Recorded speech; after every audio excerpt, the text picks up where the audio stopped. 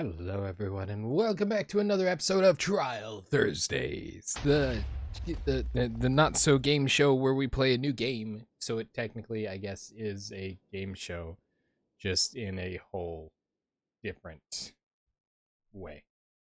Um, Not entirely sure how my camera keeps migrating around, but it's there and things are happy. For those of you watching after the stream, I do want to remind you that we stream these videos live at twitch.tv/unexpectedlyrandom. We are here Monday through Saturday at sometime in the PM Central Time. And more specifically, that's whenever I finally get here, because things are dreadfully inconsistent right now. But make sure you follow us on Twitch to join the chaos, and we'll send you a notification when we finally do get going live. And while you're over there, check out our streaming schedule for the current pseudo lineup. Pseudo current, I guess, is probably better. We also have a Facebook and Instagram. Those are the best places to stay up to date with any changes that may occur pertaining to the streaming schedule. And we have a TikTok and the social media platform formerly known as Twitter. Also, I have the magical power of doing this. I don't know if it's good or bad, but it's a thing that I can do. Wee-hee. Anyway, we're going to get playing on this game. This game is called Sable. Sable. I don't know how it's pronounced. What? I assume Sable because that's my assumption. I don't know a lot about this game. It's rated E10 plus for crude humor and cartoon violence or something. It's currently free as of this broadcast on the Epic Games Store. If you want to check it out yourself, you can do so for less than it normally would cost. And the synopsis that I got from it was that your goal as the player is to help Sable with her gliding. That was what I gathered. So I'm confused. The art style looks kind of interesting, but I'm mostly just confused. So we're gonna see how this goes today. Yeah, and see if it's something we want to add to the ever-growing collection of games that we need to play that we played on a Trial Thursdays / Sample Sundays episode. Sample Sundays is a relic of the past right now. So yeah, let's go ahead and get a new game started. That's fine. This one. You know what's awesome about this? It doesn't mute the game when I click off from it.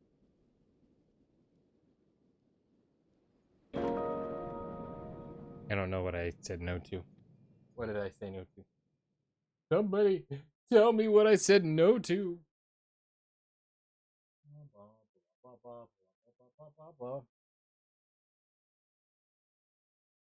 Oh, I said yes to would you like to start a new game? Would you like to play a game?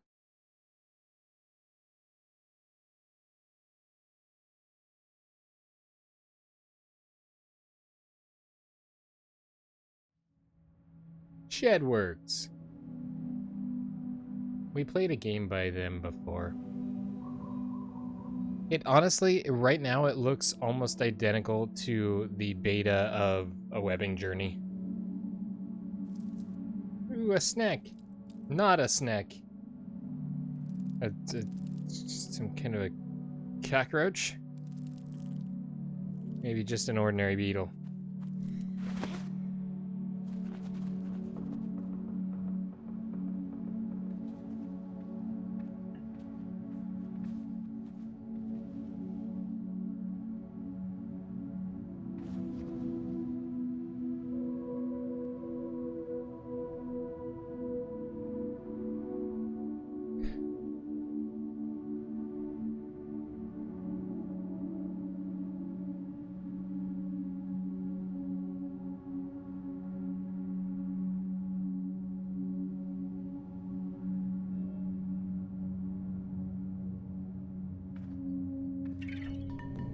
The ceremony.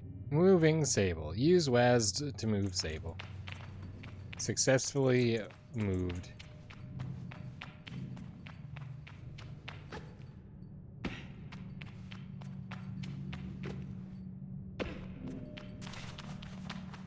We have a sprint. We have the ability to climb. And,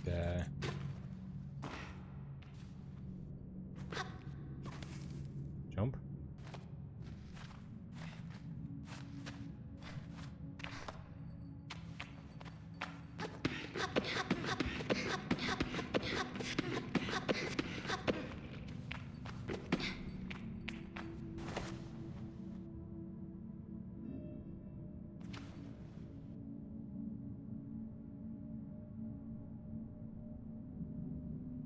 You okay?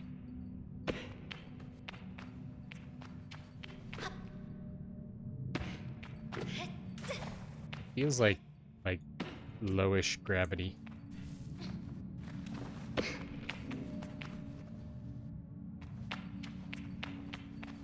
Ooh, okay. I wonder.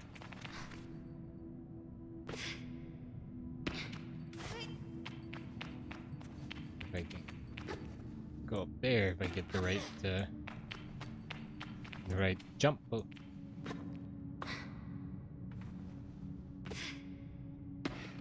Does not appear to be the case. So I go up the face. Ooh, and you can't leap up the structures like you can in Breath of the Wild. Ooh, I have successfully done it. My stamina is not going. Oh, look at that ankle.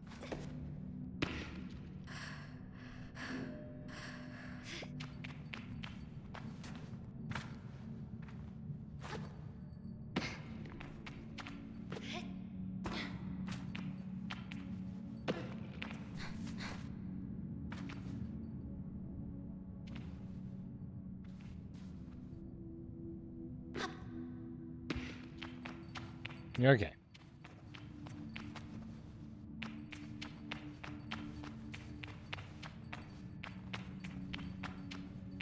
Maybe we try jumping to the vines.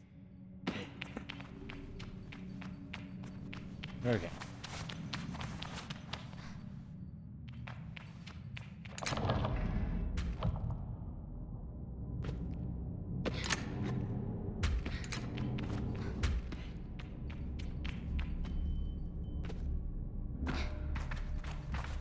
I'm glad it told me how to jump. I probably wouldn't have known if it didn't.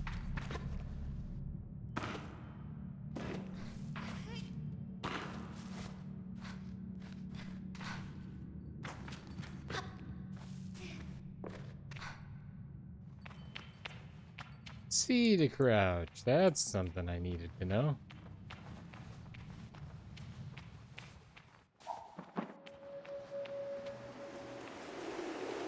Look at how the environment changes.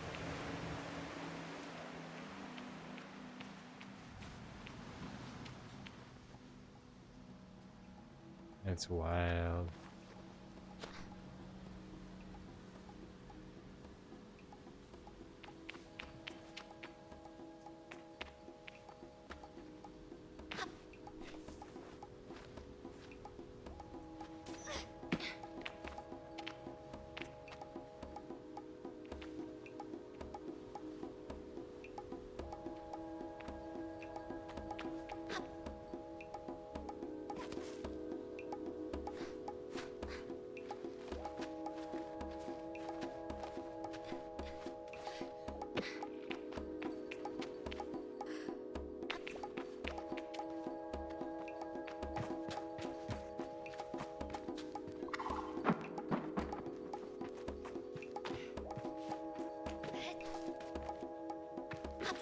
I'm gonna end up falling off from things so many times because I try to jump when I'm climbing on them.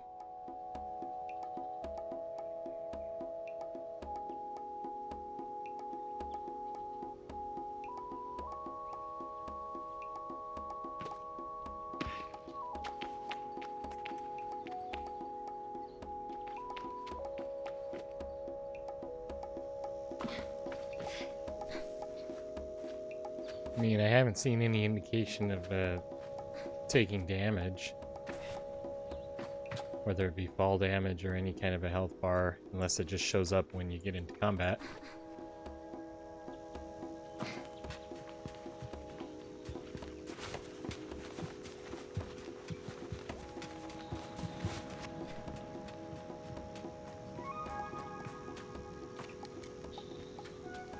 Ibex camp.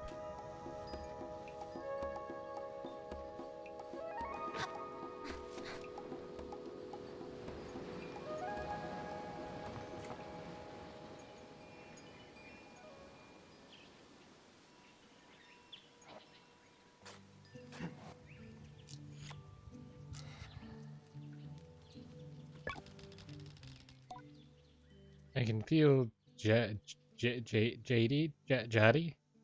smiling behind her mask, just as I know she can feel the teeth-baring little grimace behind mine.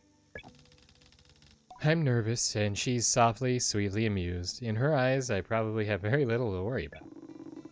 You know you have nothing to worry about, don't you, Sable? And yet... I shrug, but any attempts to act casual are fruitless. The movement is jerky, and I don't think I've ever been more aware of my little shoulders. She laughs. I mean it. But I do know how you are. You're going to be nervous until you've started, and you'll act like you've been doing it, then you'll act like you've been doing it your whole life. Remember the first time you rode a bike? You wouldn't even let me put you on the seat, you were so afraid. Your hands were like little claws gripping onto me. Feel the memory in my fingers. But then, I promised you it was going to be alright. I told you how much I loved riding my bike as a young woman. And how wonderful the wind felt through the fabric. Through my fabric? I might have been paraphrasing. Suddenly, there you were. You sat down. You leaned forward and you put those little grasping claws on the handles and you were off. And I remember thinking, just watching you tear over the sand. Oh, I bet that was awful. Riding a bike in sand is dreadful. Look at her. She can do whatever she wants. Jadi reaches out and places a hand on the edge of my mask.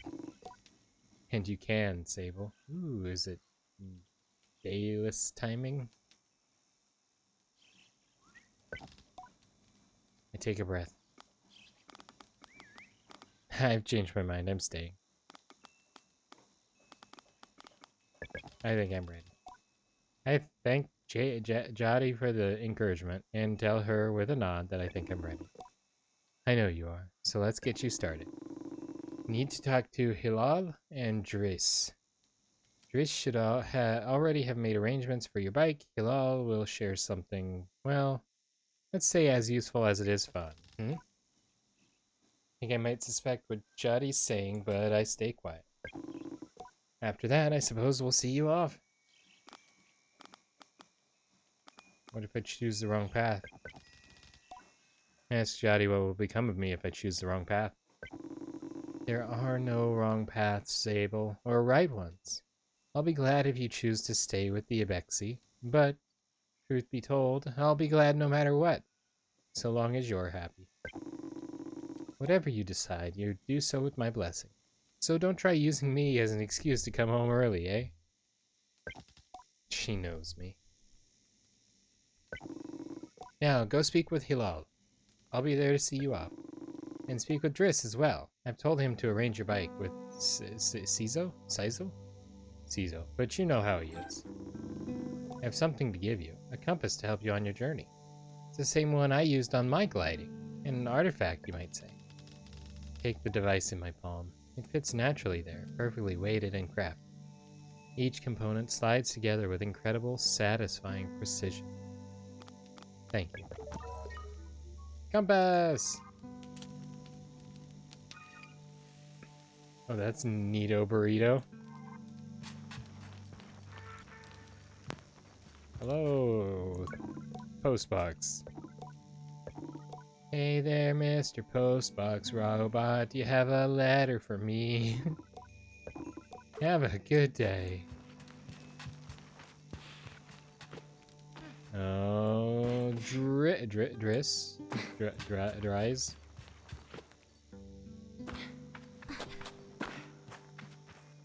Hello. I told myself not to be too eager. It's all I can do. Not race up to Driss. Driss is the camp manager. He's been difficult to get a hold of lately, but now I strongly suspect that he's been working on my bike in secret. Perhaps it's extra beautiful, or has some custom feature. What will its name be, I wonder? How fast will it go? Will my legs feel sore, or will I get used to it? Driss turns with a bit of a start. Sable, hello. Hello, how are you today? I asked Driss how he is. I'm well. I let it hang there a moment. But I can't do it. I'm too keen and the words spill out. I asked Driss if he might sort of, possibly, maybe have a bike for me. Your bike! He yells it like it's an idea he just had. Your bike. Oh, yeah, yes, of course, right, yes. Your bike that I was meant to, that I prepared for you, because today is your gliding, yes. Did you forget? In abject horror, I gently ask if he may have forgotten. What? What? I would never. It's... obviously, I have your bike. By which means I arranged it for you in, well, it's sort of a tutorial for you. Did you forget? I'm telling you, I didn't forget. I just made different arrangements. You see, Sable, before one can own their own bike, they must prove they can ride a bike by taking a test ride on, obviously, a different bike. Think about it, and I find I've never heard of that part of the gliding, but Driss does seem earnest. Sort of. So instead of worrying about your bike, I'd like you to try this bike as a test. Driss gestures to the sand cutter at his side. It's quite old and a little shabby. A tester if I've ever seen. What's the bike's name? Driss seems scandalized. That's a bit personal, don't you think? Just... what? Just sand cutter will do for now. Youngsters these days, always asking questions. I do not understand. Maybe it's a good thing. Now, ride through the ring and back. Here's some advice for you, my young glider. Don't fall off. When you're not losing it, your hover bike will appear as a blue icon on your compass. So if I go compass... If I go...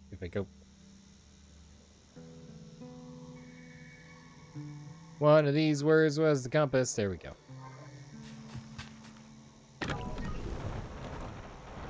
So it's less bike and more hovering device. Ooh, strafe. Strafe. Oh, when I click and... wow, that's weird.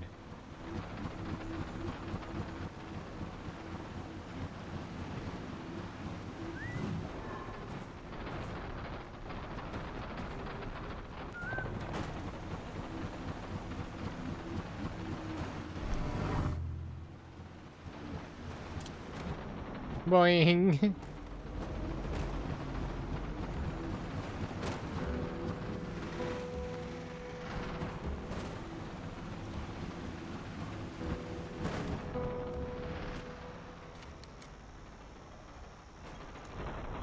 It doesn't do very well on this surface. I return to Driss, who somehow manages to seem caught off guard despite knowing I was coming. Sable, congratulations. How was your first pre-glide ride? Any strange rattles? Unexplained hissing? Small fires? What do you mean fires? Surely you'd notice if you were on fire, even a little bit. Was that a possibility? Obviously, it didn't happen, so I think we're fine. Driss, is this bike dangerous? Well... He doesn't finish. You hesitated. Have you already been by Hilal? Am I not getting a bike? Alright. I'd nearly forgotten about Hilal. But thank Driss for the reminder. And thank Driss for the reminder. before at least nudging him a little about the bike. I ask him if I'll still be getting one. Well, you're getting the use of this sand cutter. That's something, eh? You can borrow it to run your little errands. My little errands? And Hilal's got something to show you too. Help you out with more of that, mobility you're after. With my confidence in this exercise only lightly tarnished, I thank Chris very much for his help and his bike, and I depart for Hilal. So my bike is this sand scuffler.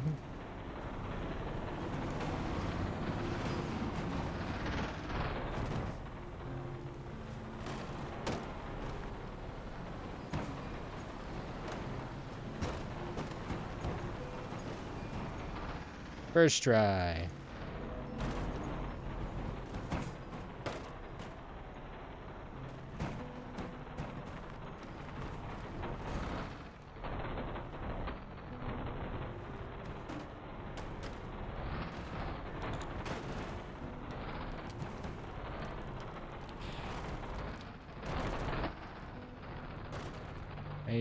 I can't go backwards. Hello. How's it this time it manages to contain so much chaos and verve in so small a form?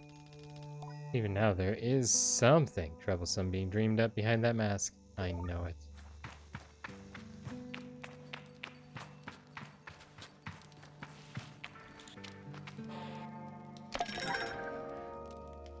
Ibexy red dye.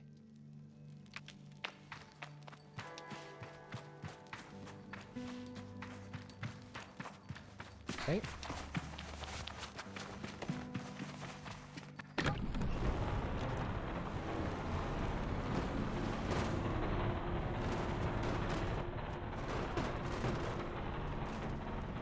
So yeah, the not being able to go backwards is a little unpleasant.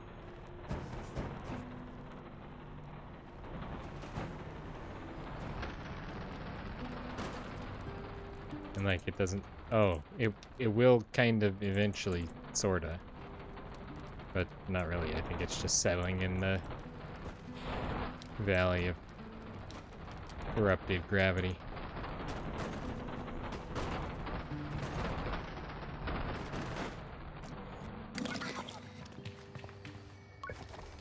As I approach Hilal, they give an enthusiastic wave. I always appreciated Hilal's verve and vigor. On a day like this, I'm ready to match it, with a touch of nerves for balance. Sable! Take this. Hilal hands me a small round stone. As it nestles into my palm, I feel a warmth not borrowed from Hilal's hands, but emanating from within. Run my thumb over it, find it softly electric, like static on cloth. Thank you! I thank them for the fuzzy rock. Oh, Sable. Why is the shrub angry? You don't know what this is, do you? What I've just given you is a gliding stone. What do you feel? Tell Hilal that I feel fuzziness. Then you're doing it right. What you feel in that stone is openness. I look at that stone. It seems quite closed. Gliding stones are vessels for the perpetual. They suck up its power like little sponges and hold it there for you to channel. Right now it's empty, or dormant, and waiting for you to fill it up. I ask how I can do this. Take it to the temple ruins at the edge of the canyon. You'll be able to activate it there. Hilal claps their hands twice and bobs a little. I appreciate their good mood at a time like this. Come back to me once that's done. I want to hear all about it. Well.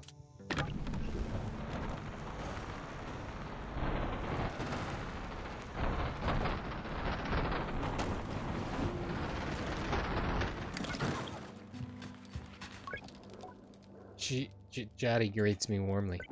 Hello, little glider. It's so strange getting all that. Tell Jaddy how strange it is to be called Glider instead of Sable, or even Clanchild. Just trying to get you used to it. She seems to really like it. And maybe I like it too. My little glider. Okay, so I guess it wasn't time to see me off, as she said.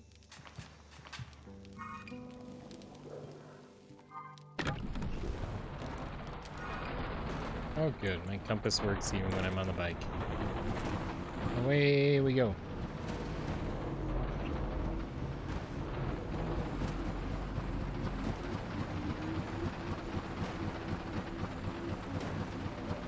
I almost feel like walking would be faster.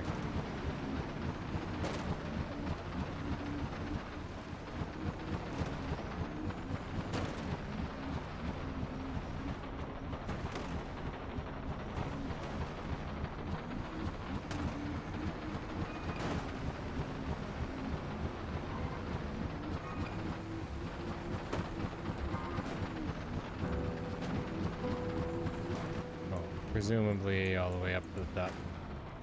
Ooh, nice ramp.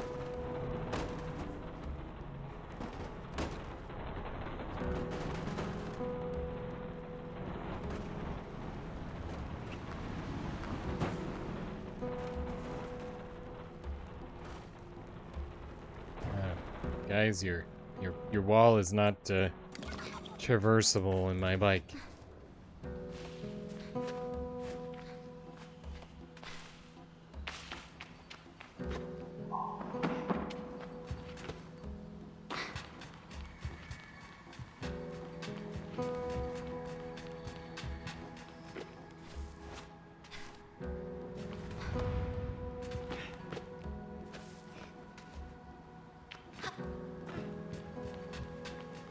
There's that thing.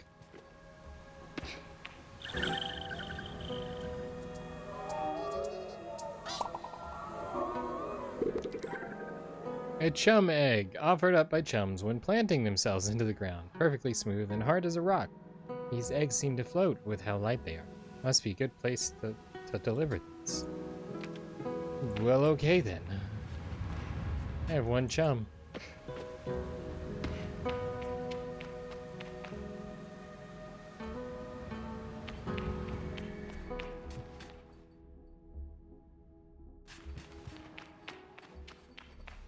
I'm going in the glowing arrow place. I know, everything got not bright and vibrant again. Nice.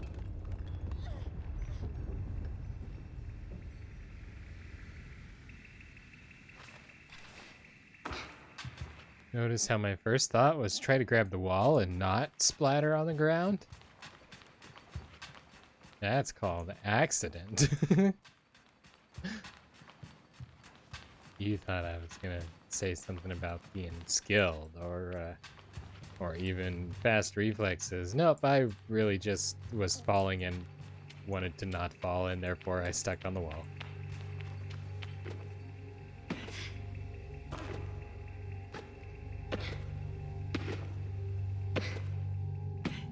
Yay, the color's coming back.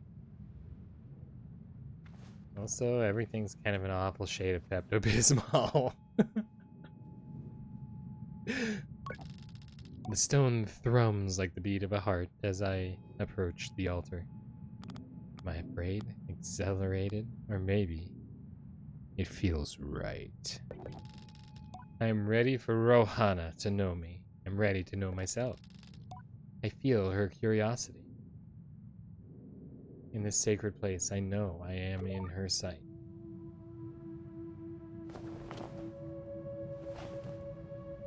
Ooh, it's shiny. Slurp.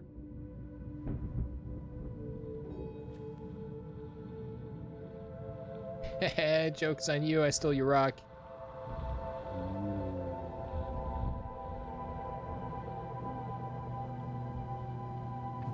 Distilling map data onto your pure pad.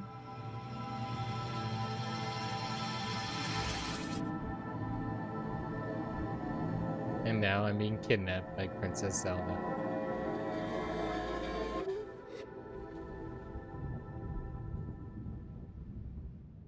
Oh no, I'm dead.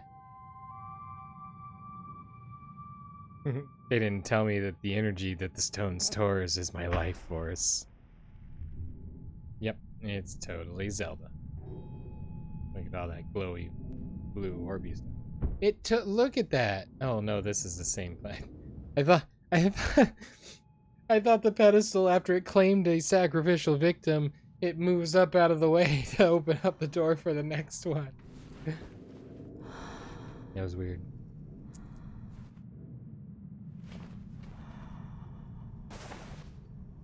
Yay, now your rock is shiny. Oh, wow, I can make a thing. This is strange. Yep. I got a hold.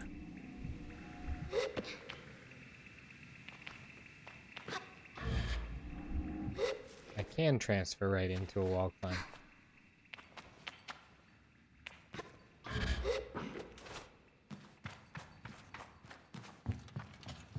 I see a box.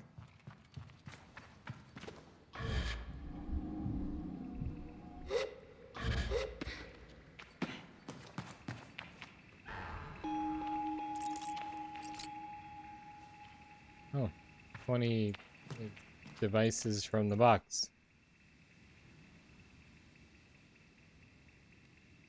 That's a unit of measurement.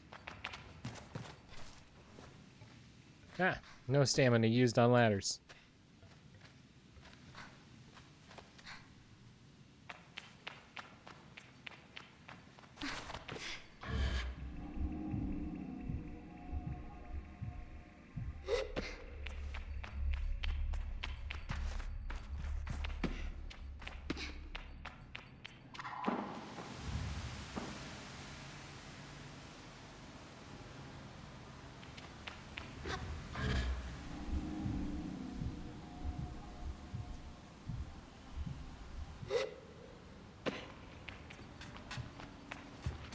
So what happens if I don't go back just yet and we take a slight detour?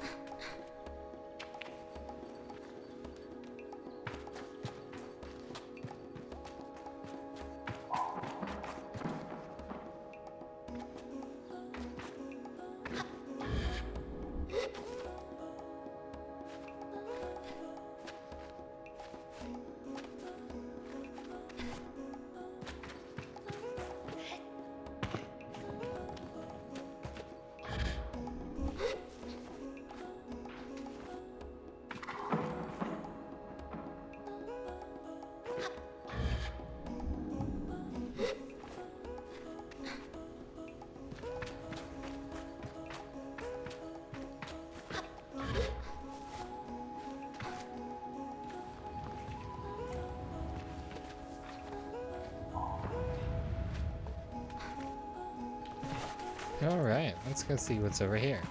I saw this structure off in the distance when we were back at the ruins. And it looked interesting because it's a big spiral staircase.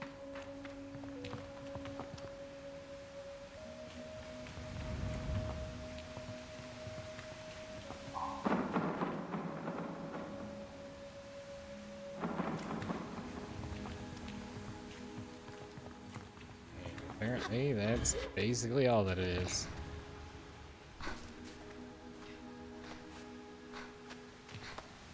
Ooh, a treasure box.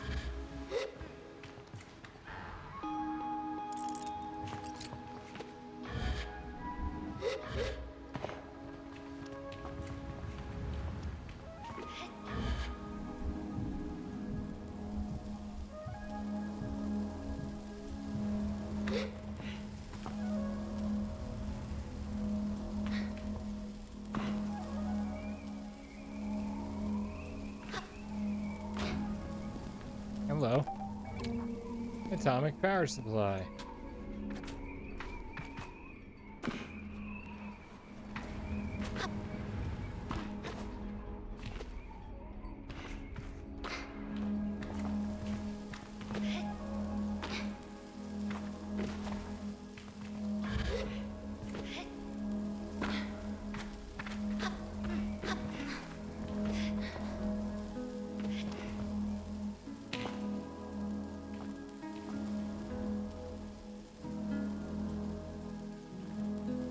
I imagine I'm probably not supposed to be here right now.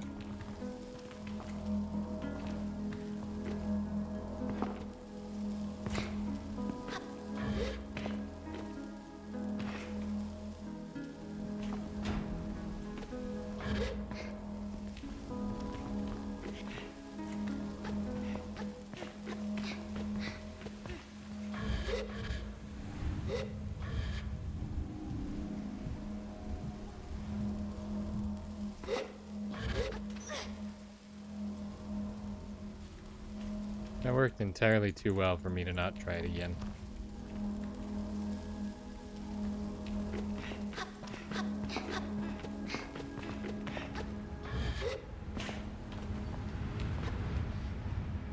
Haha.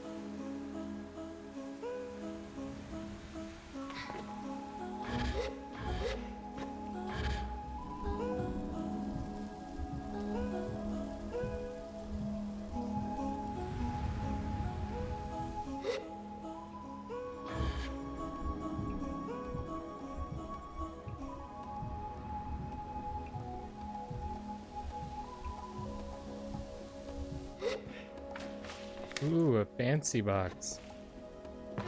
Glad I came back here.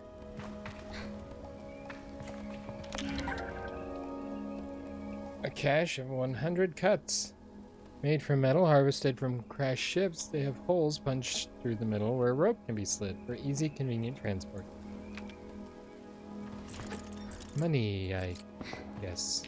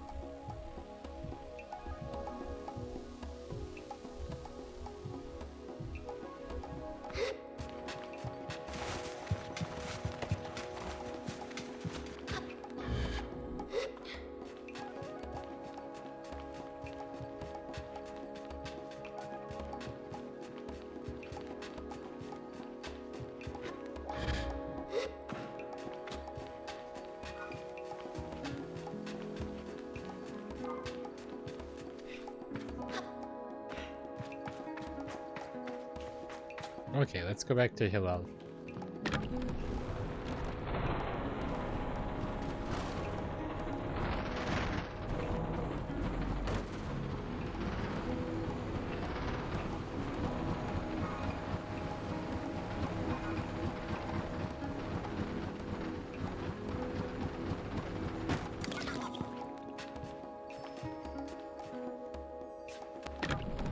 Just smashed into a butterfly, and it didn't break the butterfly.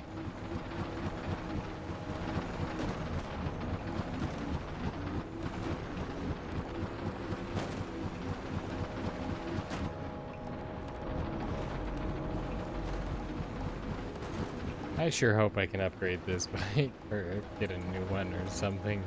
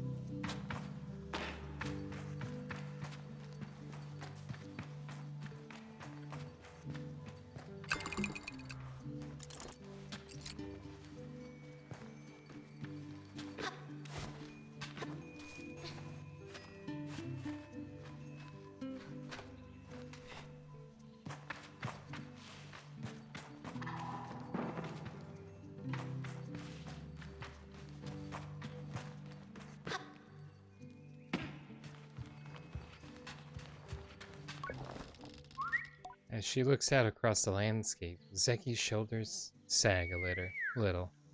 Wonder what she's thinking about. Something on your mind? Zeki's voice is weakly incredulous. I don't know how she's done it. That's Ilaria over there. I follow her gaze to the little speck in the distance, which I now understand is her daughter, Ilaria. Does she need help?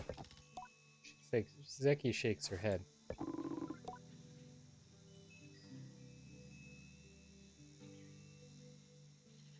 No, she's fine. I'll get her. I'm just... She shrugs. Parenting. I suppose I'll know more about that when I'm older.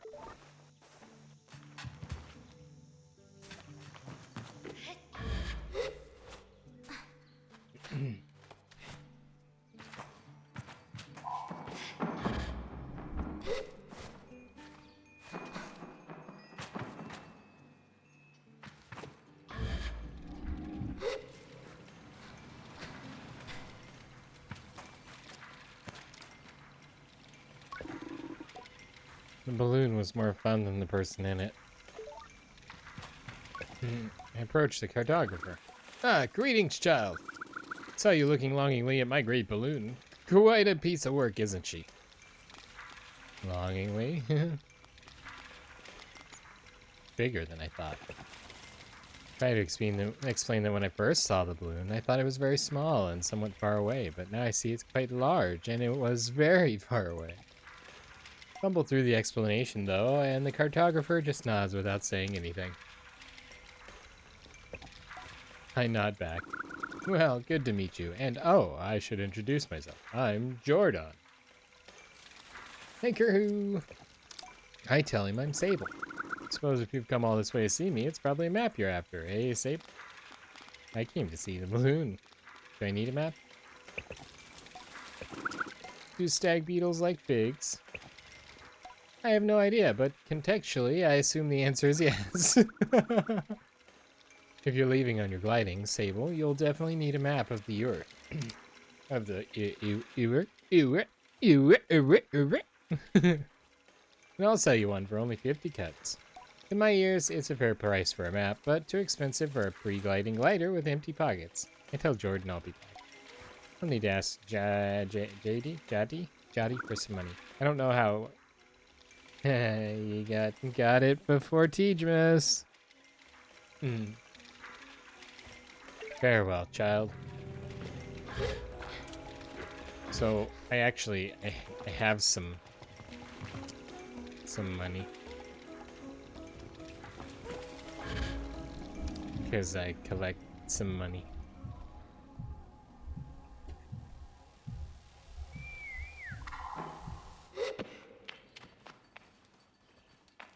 From my exploration. Specifically 160 money.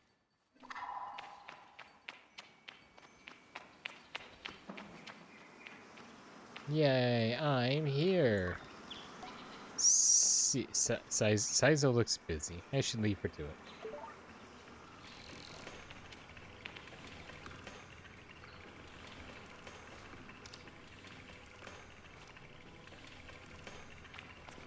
Fascinating.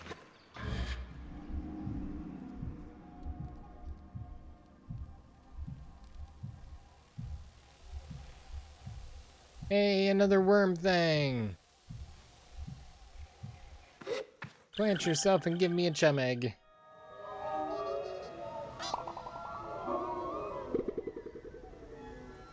So very weird. Hey, I'm back. When I return to Hilal, it's clear they know what I've just experienced. They're excited on my behalf in a way that makes me miss them before I've even left. Isn't it incredible? How does it feel? Strange. I'm a little queasy. I tell Hilal that there's something a bit disorienting about it, and that I haven't quite understood how best to use it yet. Well, don't worry about that. There's plenty of time, and before long, you'll be floating off cliff sides with impunity. Is that good? Trust me, you're going to love it. Hilal's mood doesn't darken, but the sigh they let out holds a bit of sorrow. You're very lucky, you know. I miss it so much, that feeling. Just floating on the breeze. But I suppose it's best that it fades with age, Else I might never have come back from my gliding. I'd just be out there heaving myself into chasms.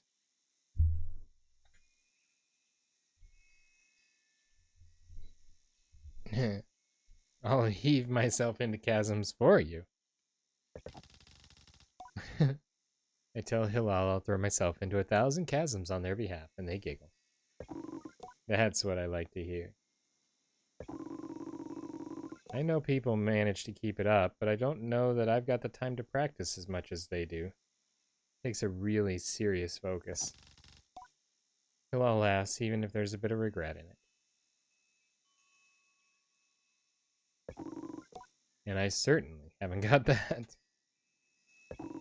Still, I suppose the gliding wouldn't mean much if it were all gains and no loss, Think about that, but decide that there's already too much loss on my mind to consider it much further. I'm saying goodbye to my clan, my family, my home, my childhood. To lose the perpetual is a sacrifice for another time.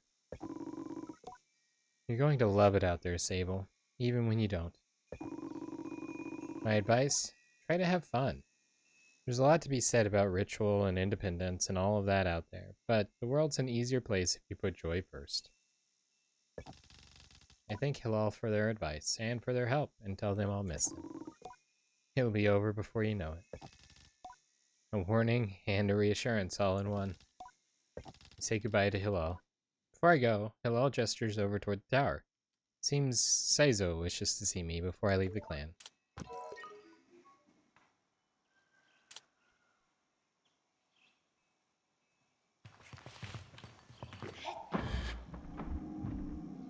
Ah, I see a thing that has money in it.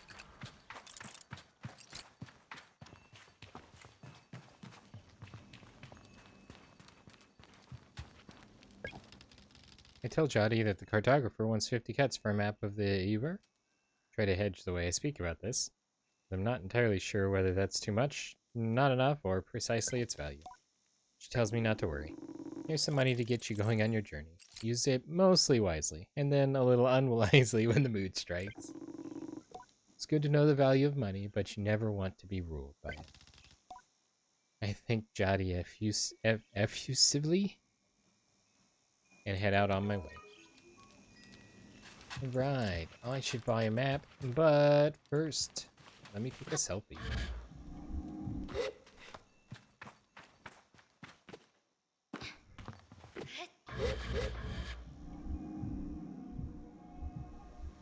I'm not going the way I wanted to go.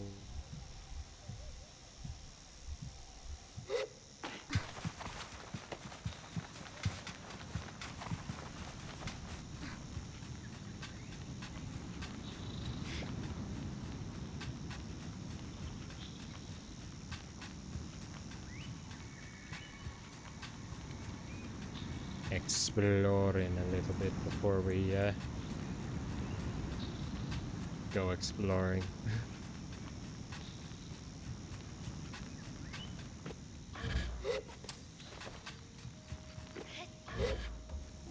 Bruh. There we go.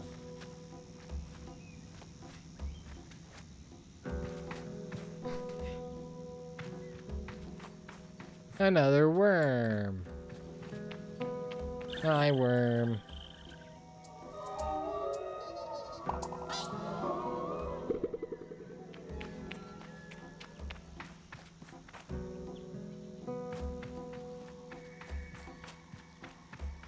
All that for just a worm.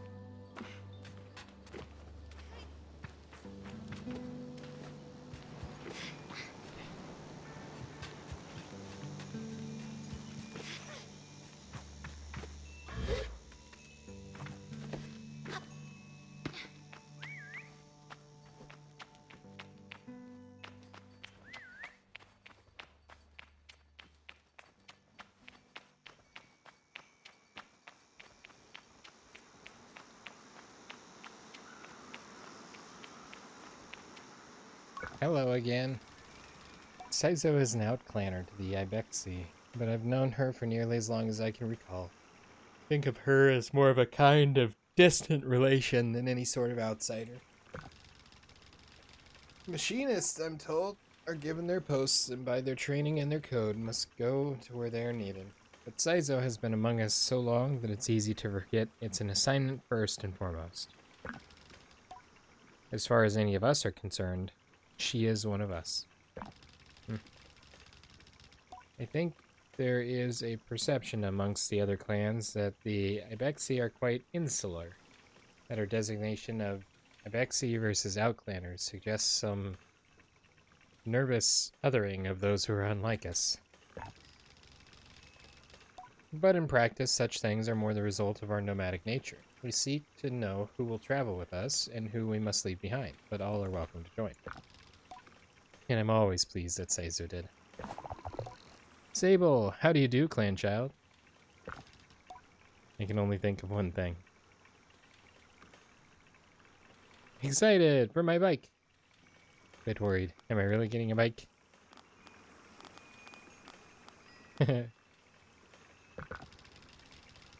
Saizo has a throaty quality to her voice. It rumbles through her mask when she laughs.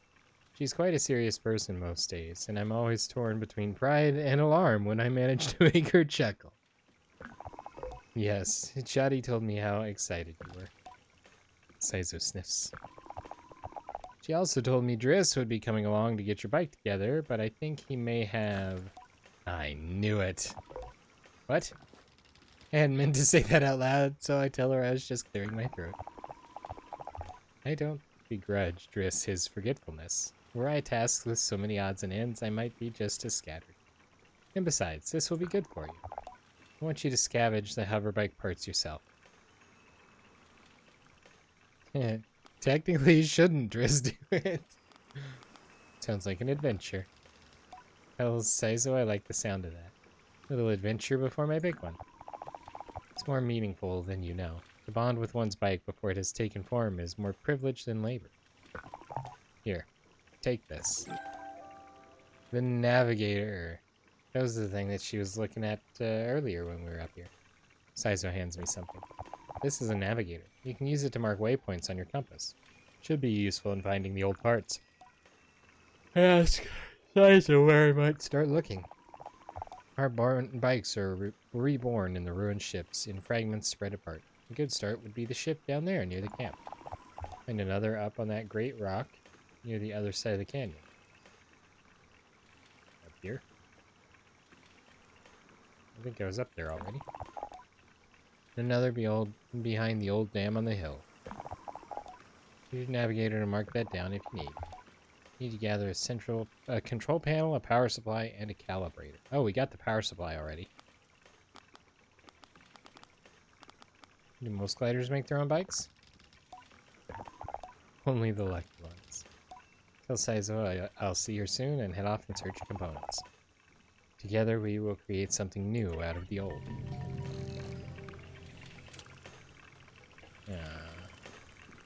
Oh, this is trippy.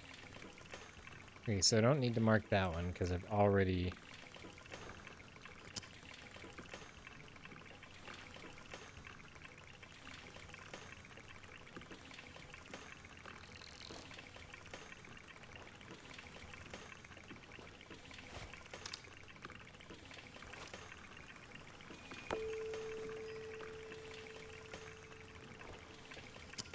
I'm sorry, my positioning was not wildly conducive to doing this. Okay, I think we'll go this way first. You know, I saw this when I was looking around over there, and I thought about exploring it before we moved on, but it wasn't necessary. I mean, I'm kind of glad that I didn't, so we can actually do it with the story.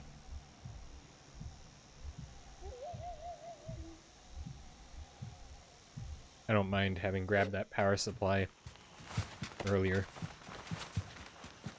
That seemed like a long trek.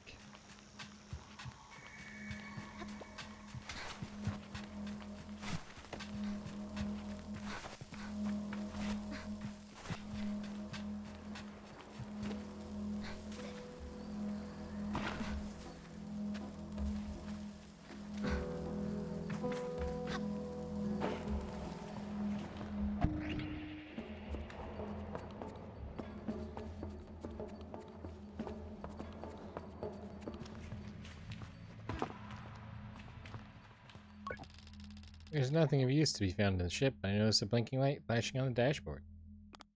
Push the button. A voice crackles from the machinery in front of me. It sounds like a recording. It's barely audible. Stop messing about with those buttons, you absolute idiot. Sorry, Ramin. Ramin. Concentrate. I don't think I have to remind you how much work it was to get this far. We're almost here. See if that old machinist told us holds up. If not, they've got a lot to pay. Hear the sound of mechanical adjustments being made. 3 clicks. Buttons being pressed, perhaps? Okay, when I push this orange thing, pull that lever. Hard. Yes, Ramin. Sound of a click and a loud grunt before a snapping sound. Oh, on Rohana's mask. Not that hard. You've torn it out. Suddenly, the speakers are filled with static and a low grumble that gradually increases in pitch, and then the sounds of someone cheering. It worked! We're flying! More cheering. Is that the sound of someone dancing? Okay, let's focus. This thing is moving fast. We need to slow it down a bit. How do we do that, Ramin? Let me check the machinist's notes. Long pause, the rumbling static sound that started playing when the ship took off is still increasing in pitch. Ramin. That lever, Toma, the one you just ripped out. We're going too fast. It's going to crash. We need to try to... The recording cuts off there.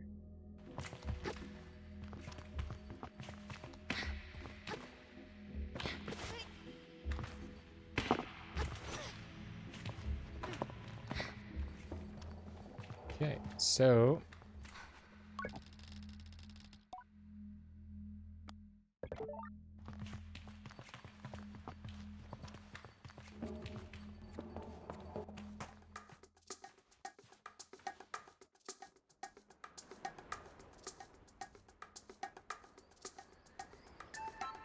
Suddenly cutscene.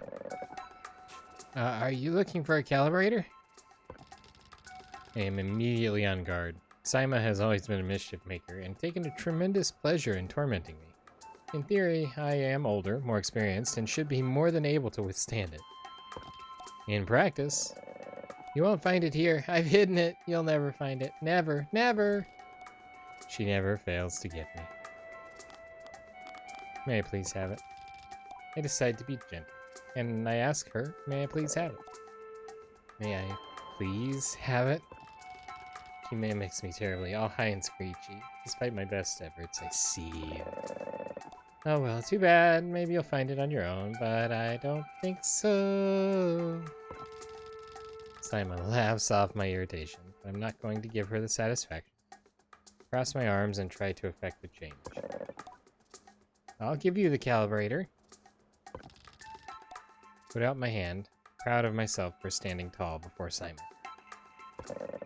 You give me some beetles. That's a fair trade, isn't it? Something you want for something I want. I tried to decide if it's more mature to push her over and steal the calibrator, or to acquiesce. But then I simply stifle a sigh and shake her little hand. Perhaps some of the adults in the camp know where I can find it.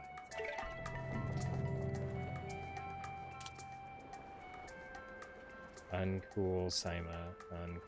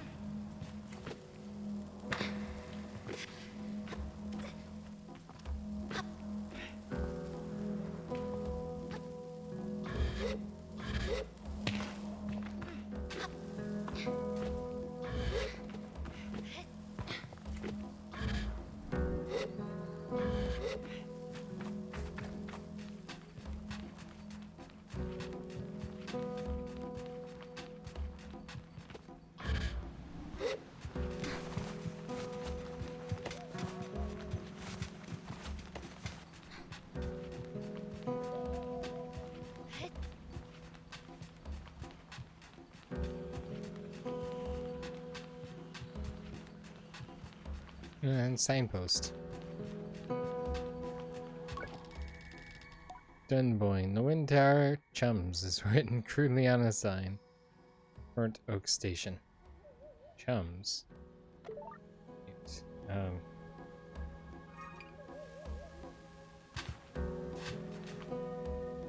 North.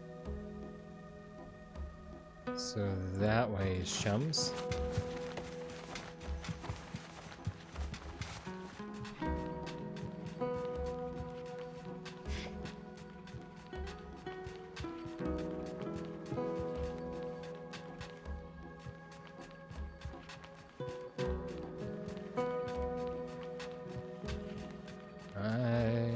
Unless it's that over there. I don't want to get too far off from our main task. And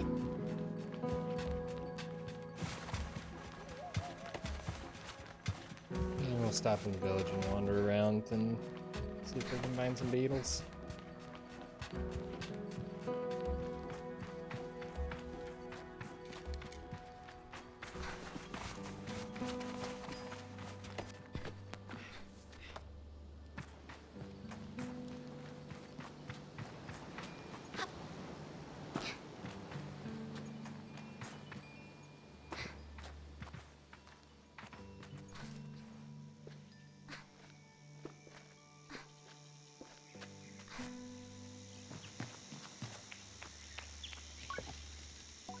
I could ask about catching beetles for that awful little Sima. Nest of beetles just easy here. You can't just walk up and catch it, though. Some seeds growing on the rocks are on the nest. Drop a seed on the floor and the beetle will start eating it. Then you can sneak up and grab it. Below quotes from a selection of obscure and lyrically mediocre Ibexi historical ballads whenever I pass by. There's a great verse that says much about our folk, buried under the sand. East. Beetles.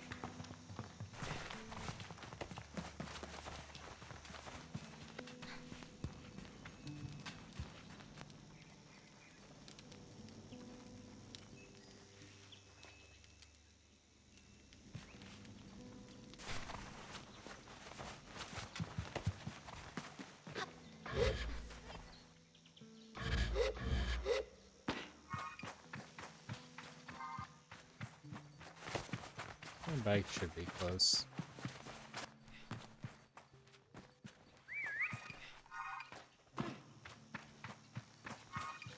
Oh wait, did I park my bike on the other side this time?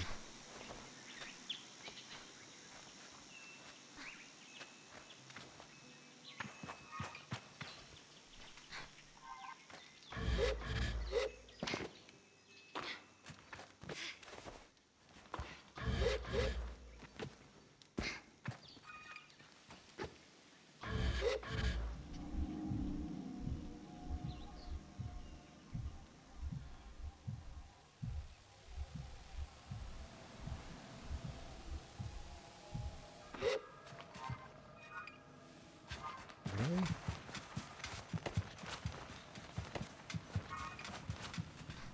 I don't remember taking it over here, but maybe I did.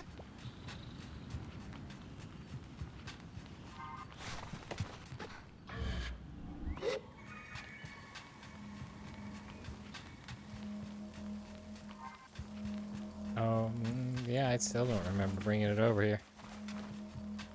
But sure enough. Yeah, maybe I do remember.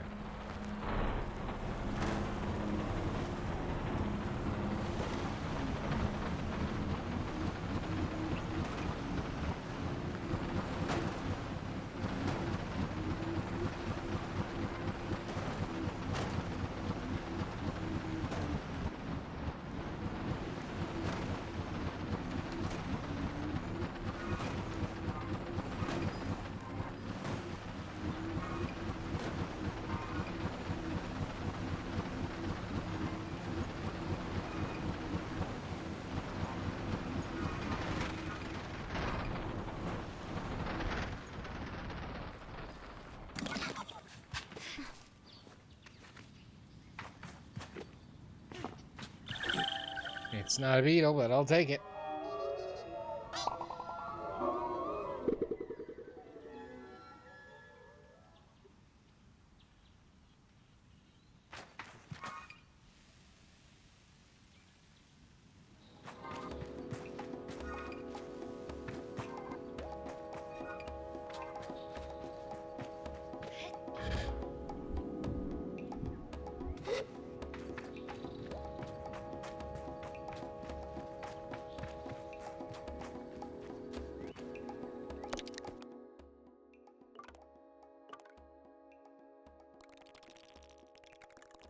This map is quite large.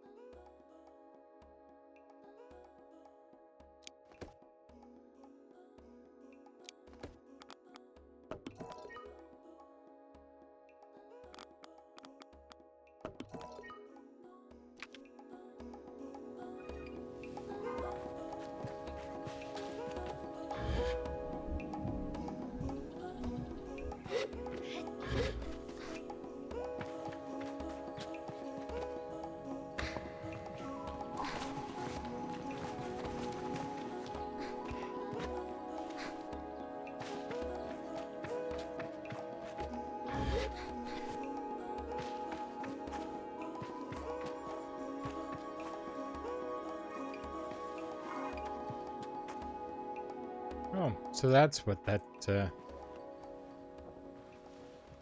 thing was at the start.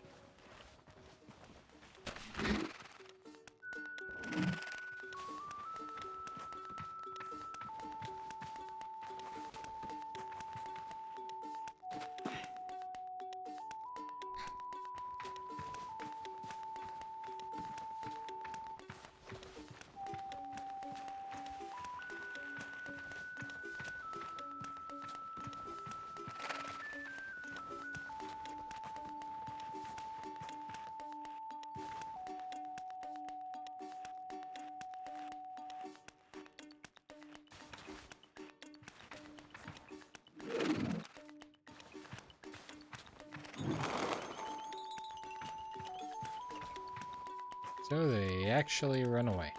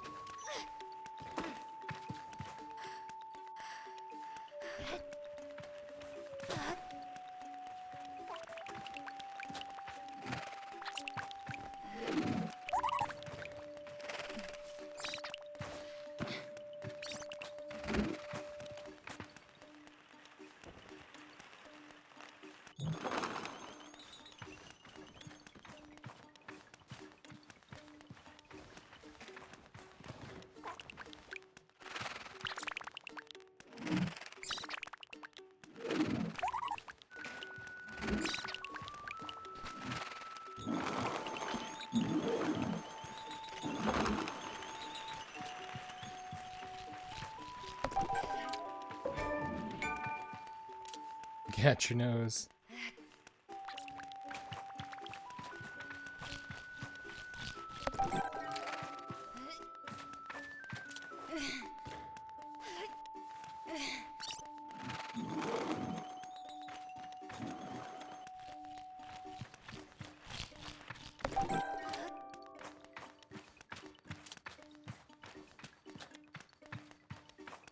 I'm definitely taking more beetles than I need.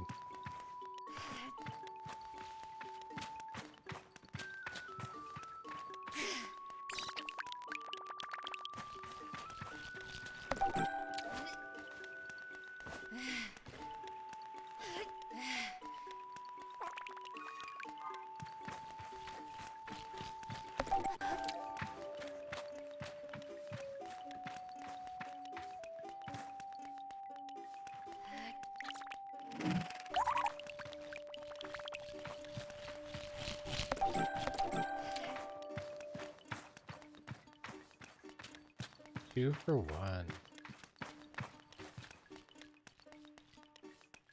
Cool.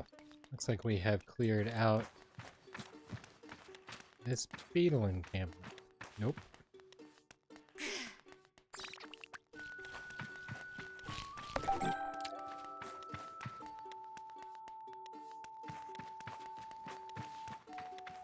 Now, we've cleared out this beetle encampment.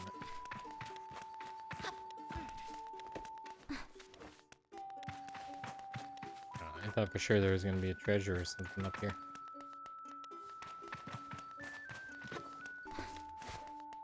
Maybe up higher.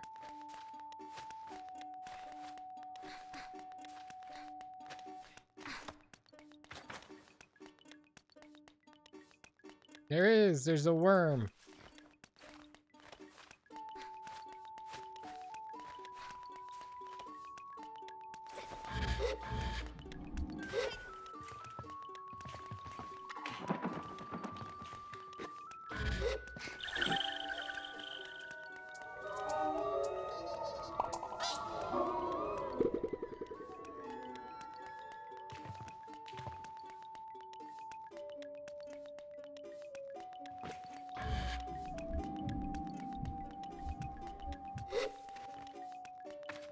Okay, so before we go back, since we're already over here anyway,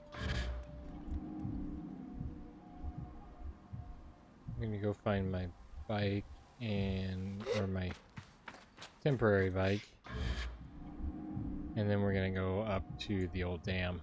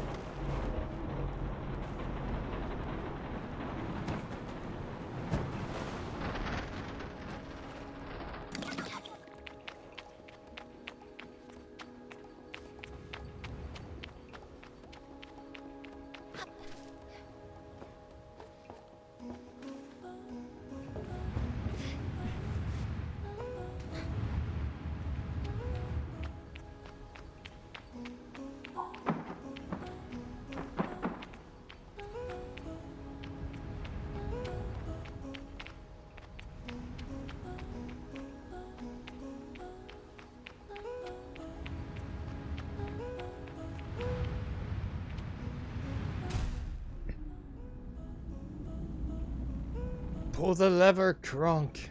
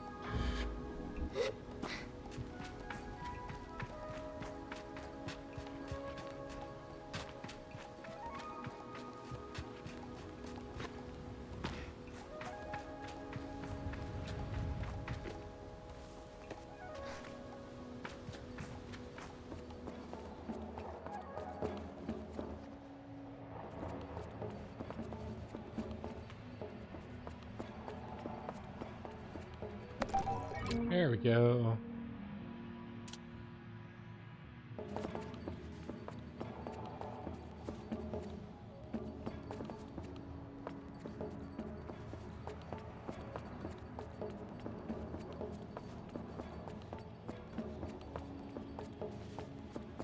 That's the only thing in here. Nice. I'm taking this with me.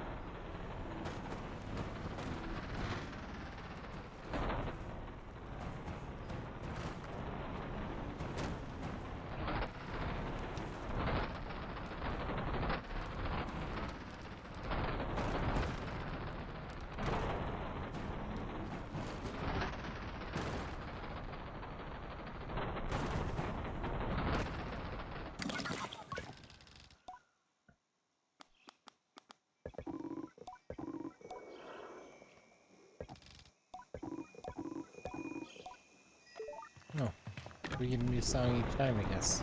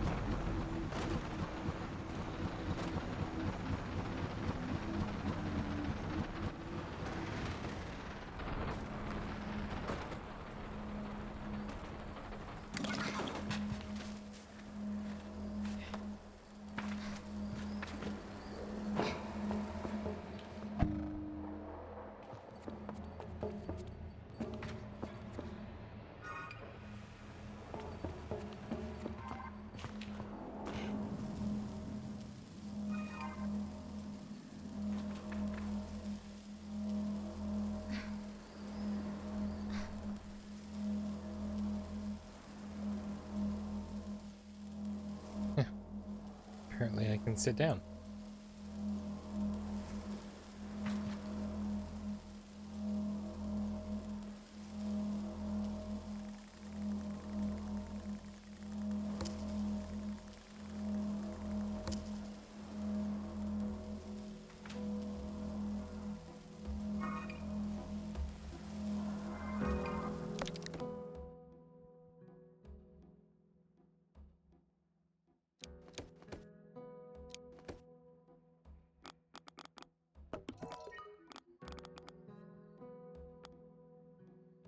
Oh, okay, so sure. I didn't have to come back here. I could have just gone to the cave. I thought about it, and I kind of looked, if you remember. But I didn't look real closely, because I figured, surely she's still at the same place she was messing with me from.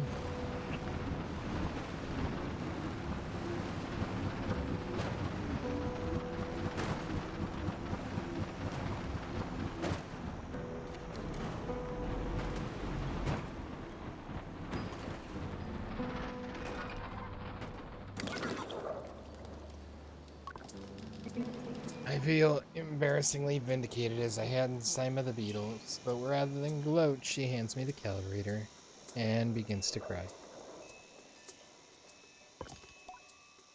What have I done? You're leaving. You're leaving and you'll never come back. Comfort her. She blows her nose and wipes her hand on her tunic. Yara never came back after the last gliding. Aren't you sad? You were her friend. I miss her too. She might visit again someday. People leave, that's their choice. There's been a letter here and there, but it's always to us rather than to me. I'm not bitter, but I hope not to be like that. Please don't go. Tell Simon not to worry, that I will be back sooner than she knows, and I'm sure she pouts behind the mask. And I add that if I'm not back sooner than she knows, then she will be ready for her gliding by then, and she can come bother me herself. Promise? I say yes. That's sweet. Good. And I suppose I can come see you off. I thank her and say goodbye for now.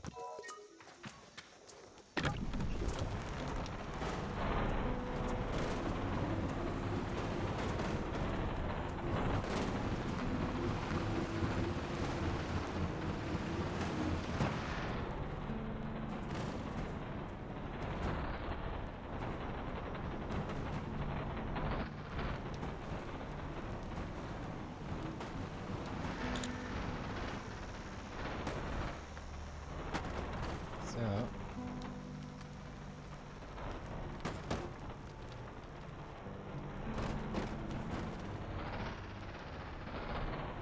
get up here. I'm gonna have to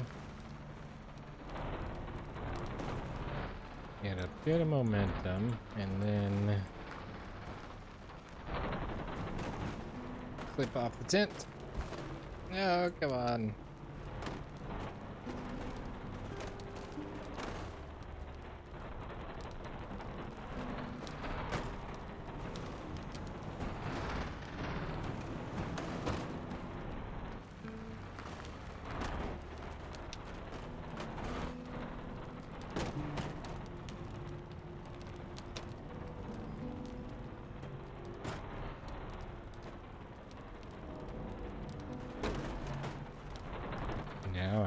inside the tents.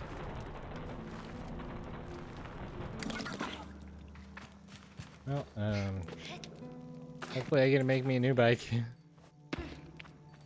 Because that one's in the tent.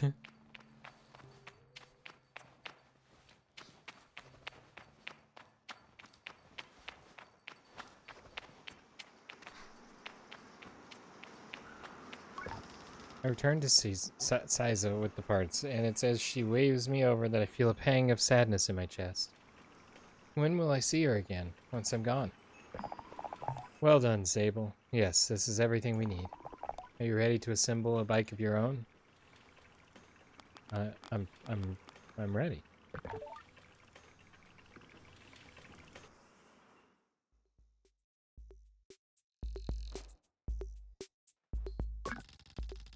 Saizo relaxes in the workshop. It isn't that she's particularly rigid or anxious ordinarily, but there's a certain calm beauty. My microphone is now loose.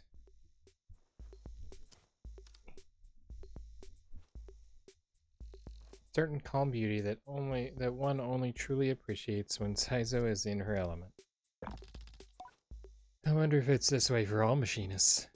Machinists. What you must understand, Sable, is that the components you acquired, they fit together. Not by chance, not by effort, but by nature. They belong to her. They've always belonged to her. All we are doing is assembling her from what she has already been. I nod and feel a soft buzzing in my ears. Among my clan, we believe that machines have names, held for ages like deep secrets, unheard by those unequipped to listen. We will find this one's name together.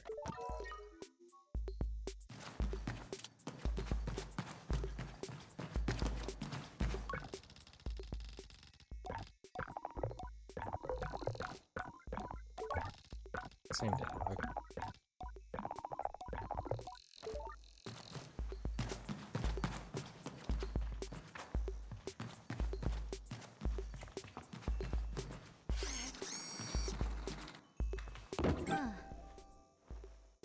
Gliding bike booster.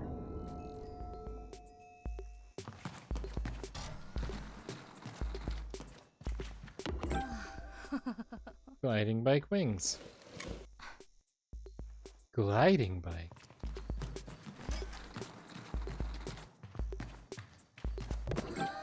Gliding bike front.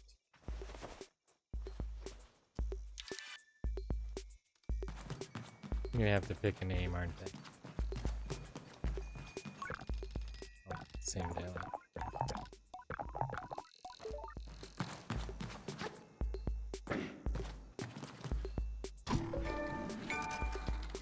Simoon.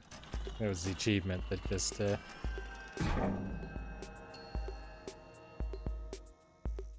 showed up.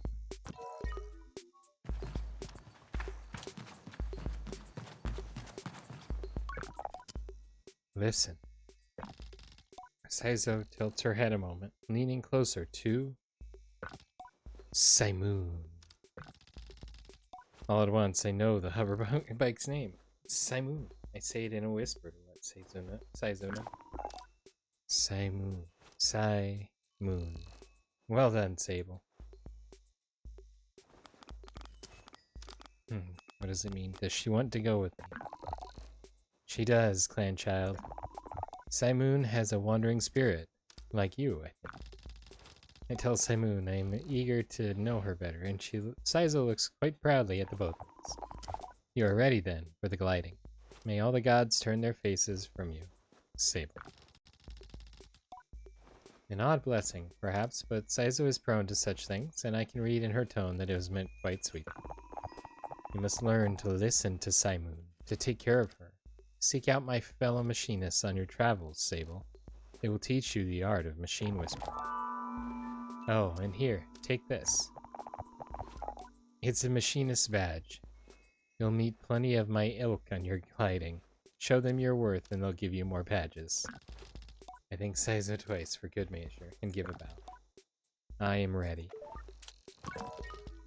Saizo looks busy. I have color. I can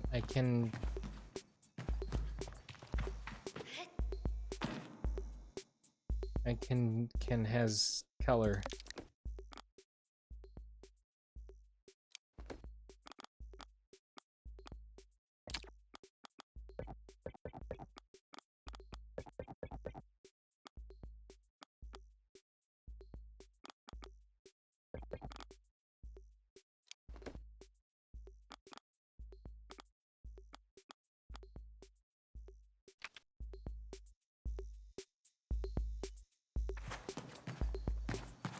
Okay, so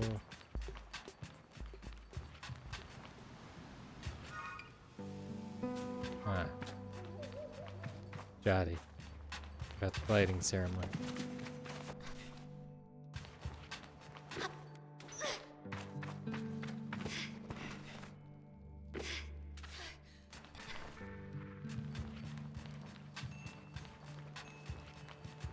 Hey, my bike's free. Come back and speak to me when you bought that map from the cartographer.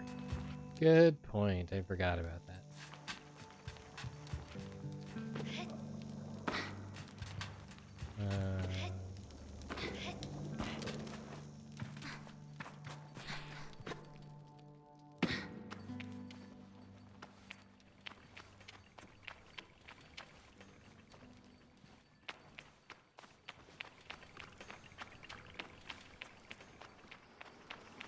Well, hello there.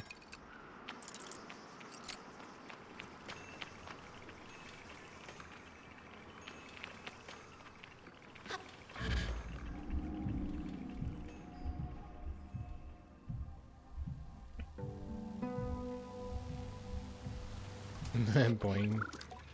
Greetings, child. I'll buy that map.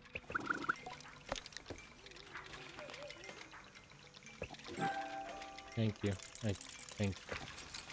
I thank Jordan for the Ewer map and all its vast possibilities. Something about this makes it feel more real. Good luck on your gliding, Sable. I still remember mine.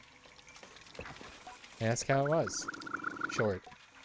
I knew since I was a boy that cartography was for me, but I spent a little extra time out there just to enjoy the work. Speaking of, keep an eye on the skies, eh? Plenty of my colleagues out there, and they'll have more maps to sell for you. From Hakoa to Sodic Waste. Thank Jordan for the tip and say goodbye. Farewell, child. You've unlocked a piece of the map. You now have fast travel. Your hover bike will also travel with you. That's good.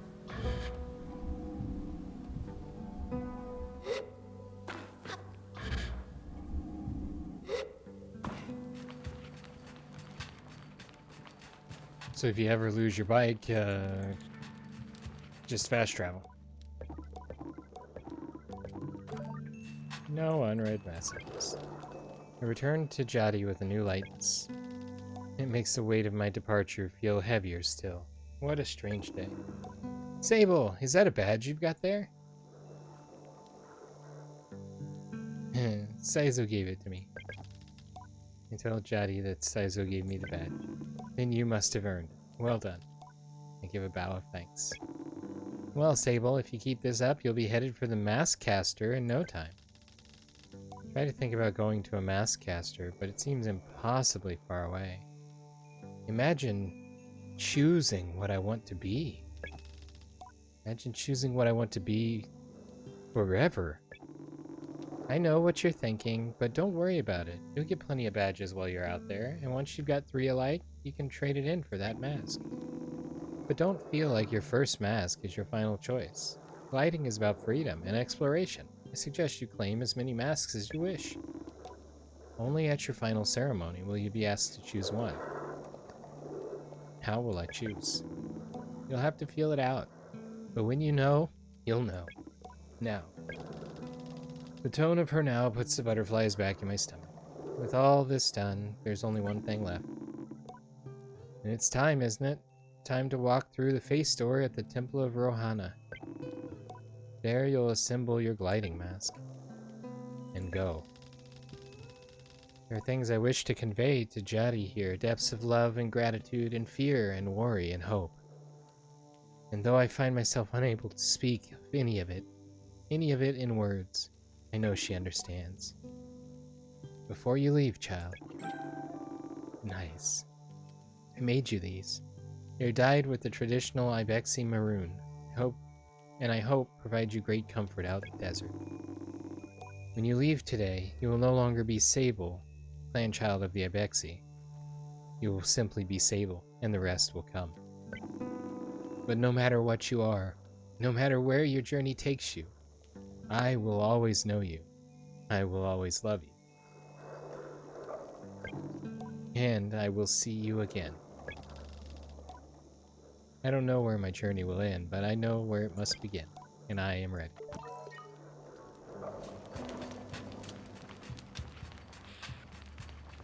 Off to the temple to begin the gliding. I think I'm gonna borrow the other bike, because I tried to ride the bike that we made, but apparently I can't ride that until the ceremony. Or at least that's what I'm assuming. So I do want to go in here and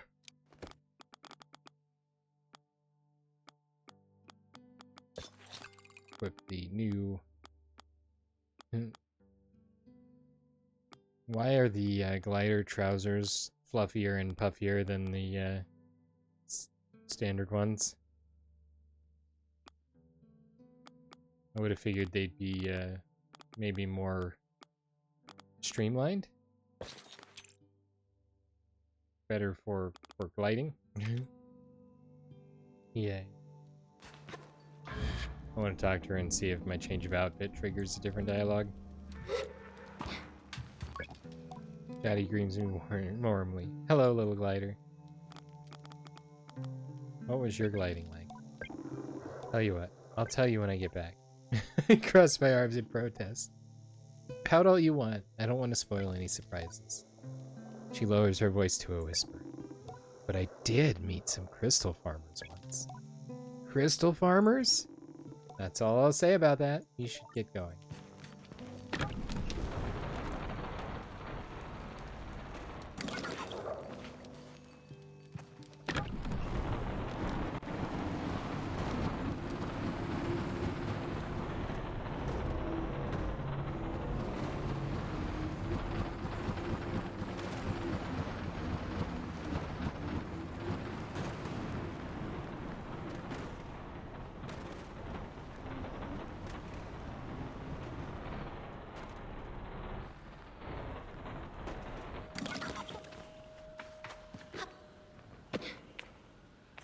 And this is where all of this started.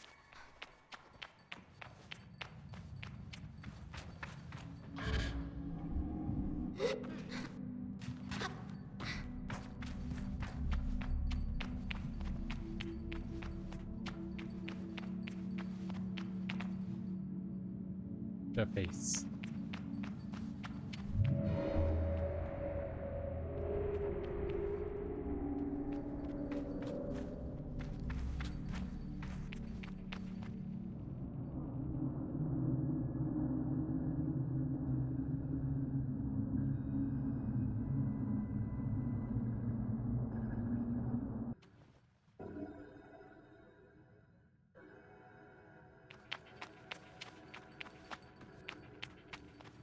I'm confused.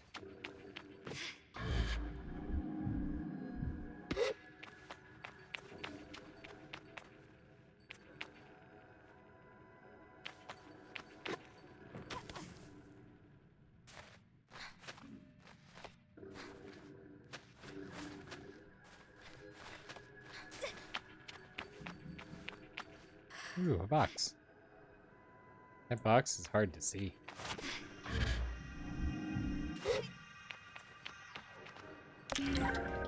Hey, 100 cuts.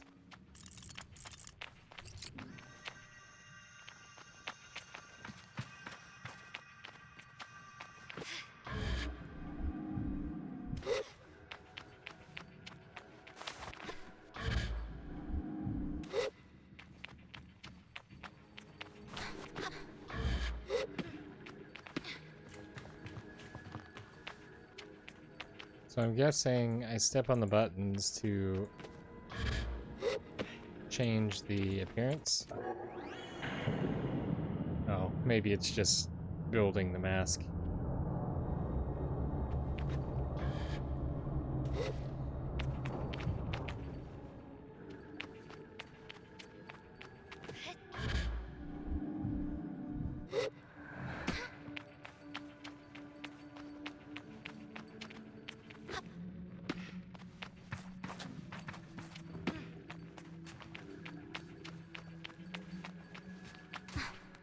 There we go.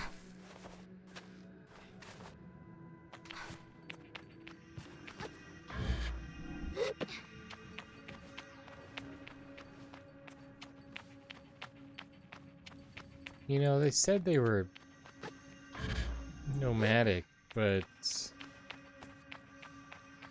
the whole temple and gliding ceremony from this face store thing, that seems very static. Like, they don't pack all this up and take it with them, do they?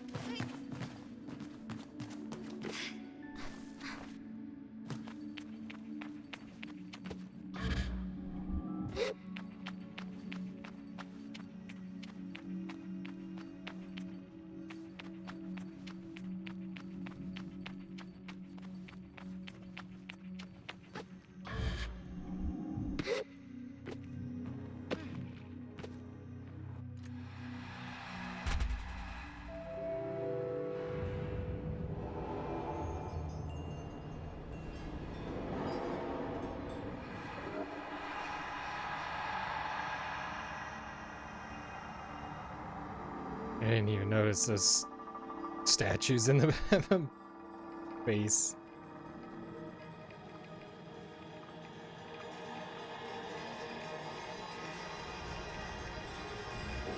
Well, that's an appearance.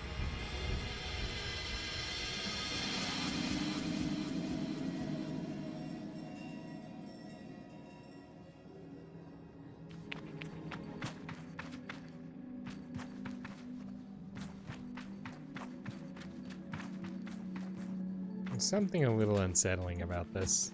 Oh, I can talk to my mask. Oh, it's just to pick up.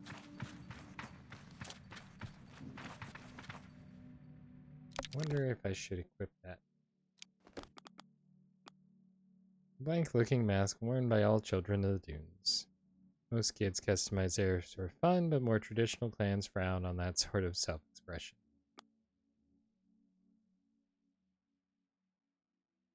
Mask worn by those in the Sand Sea, made of bone. One's particular to the Abaxi, made from the skull of a mountain goat.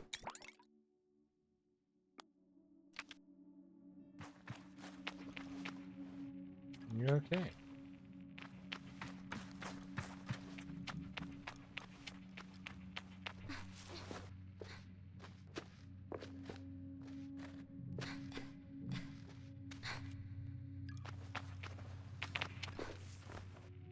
We're gonna basically get through what feels like the tutorial.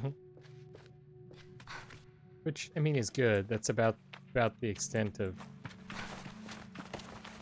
trying a game, realistically.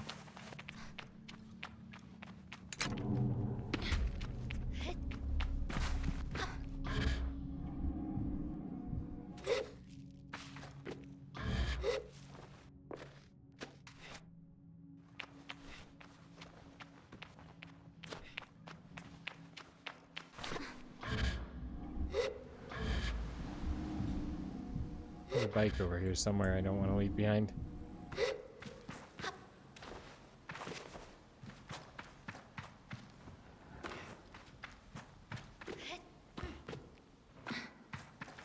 Well, I had a bike over here somewhere I don't want to leave behind. Maybe it's further down. Nope, it is gone.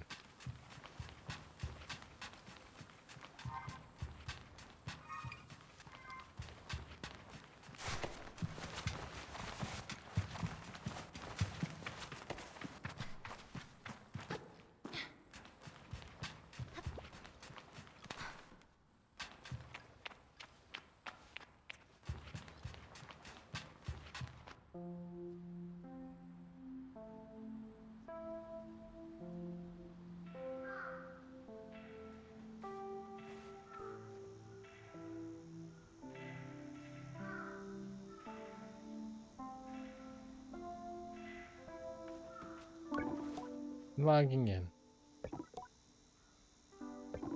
Hello, Sable.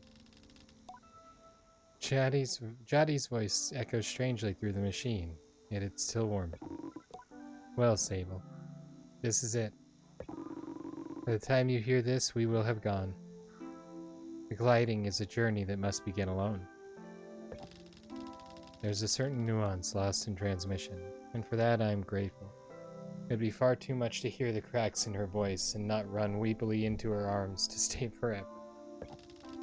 But I am ready, and so I close my eyes and listen. But though you go by yourself, you're not without friends. You're not without family. You're not without love. These things you will always carry with you, as you do your mask. And I know I'm not supposed to do this, but if I were you, I might go and see Utari. They're the machinist at Burnt Oak Station, and among Saizo's closest friends. Utari's a good contact to have on one's gliding, and a fine way to get another machinist badge if you're so inclined. Only a suggestion. As for us, I'll send another message once we've returned to the Ur, so keep an eye on the post boxes, and try not to forget us. She takes a long breath, and I forget that things as easy as breathing could ever exist. The world is waiting, Sable. Good luck. That's super sad. I didn't realize they were all going to bail on her.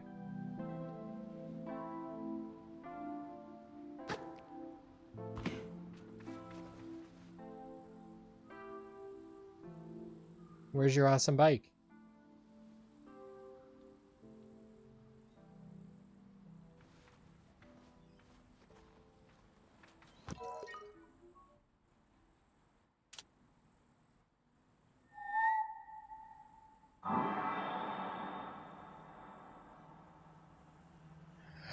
Look at it go!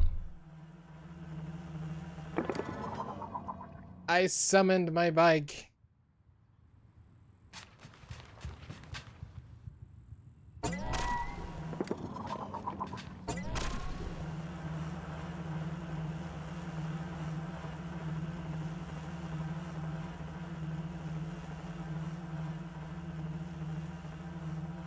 It is still not fast, but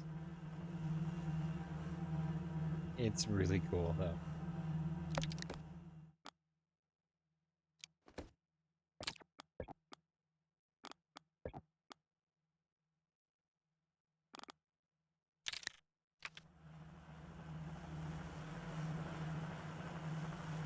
Leave the canyon, presumably through this arch. Oh, that's a foot.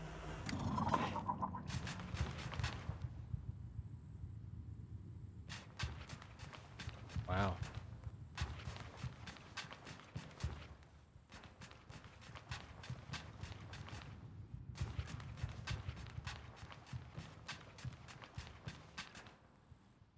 One has to look back for now. Right, because we're coming back. That's what they said, was I got the map for this area. I can come back. Oh yeah, okay.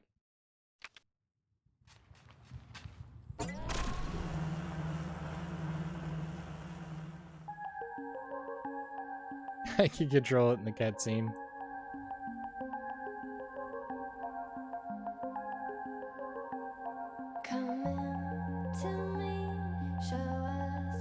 Sable. I'm caught between the wind and parts of the unknown. I don't Should speak to Atari. The machinist at Burnt Oak. a sight to see. It feels like everything is moving around me. Feels like it is moving in time.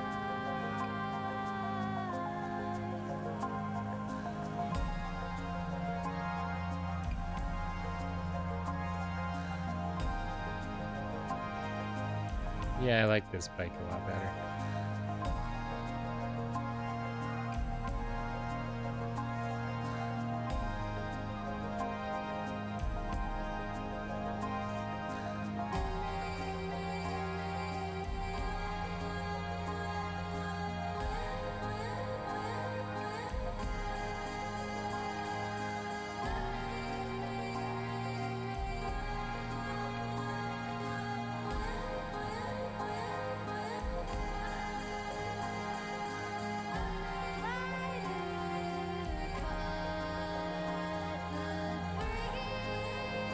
I was gonna say the only drawback is it's not as narrow, but the wings clip through the wall pretty well.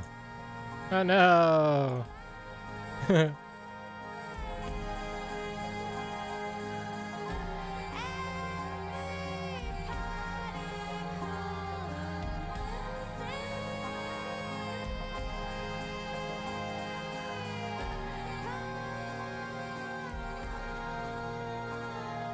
Hey, a wiggly wormy guy.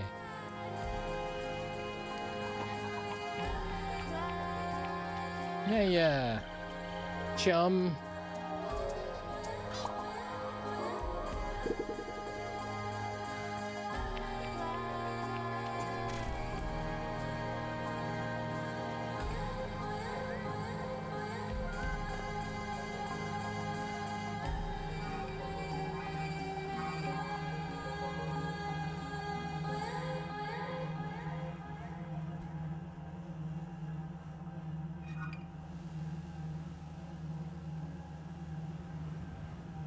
Imagine the balloon is probably a good indication of a place because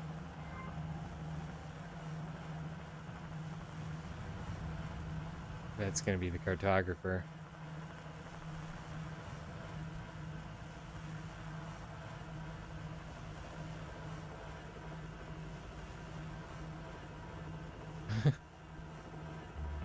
The bounciness of the bike is actually kind of fun.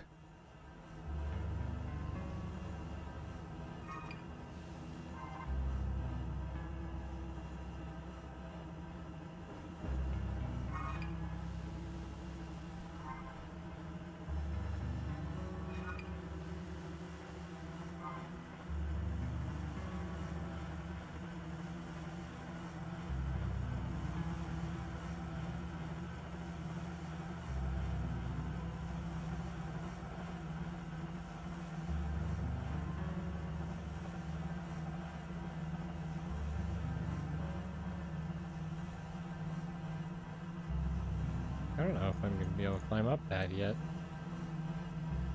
Oh, maybe I can. I see there's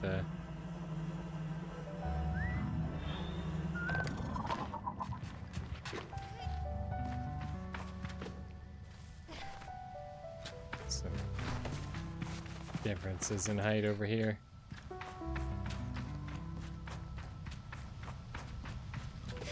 This isn't quite where we're supposed to be going. But I do think getting the maps is good.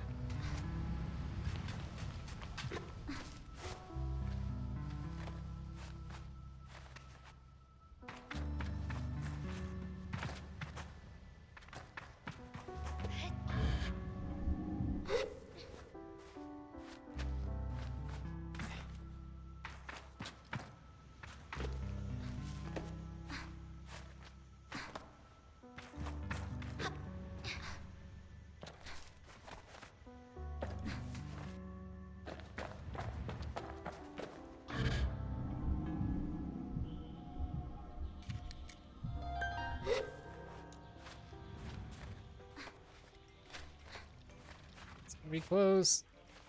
There you go. Wow.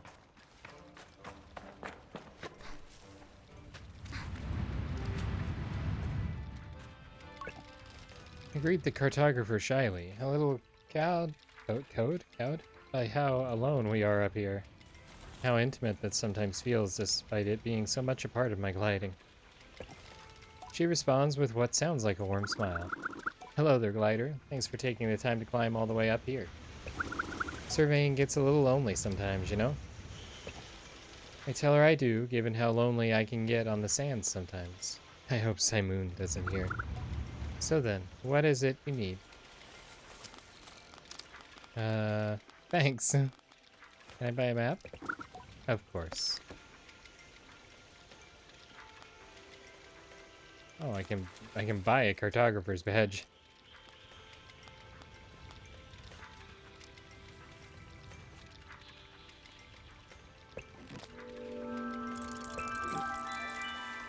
I'll take them both. Thanks, glider. Bye. Yay, I'm on the balloon.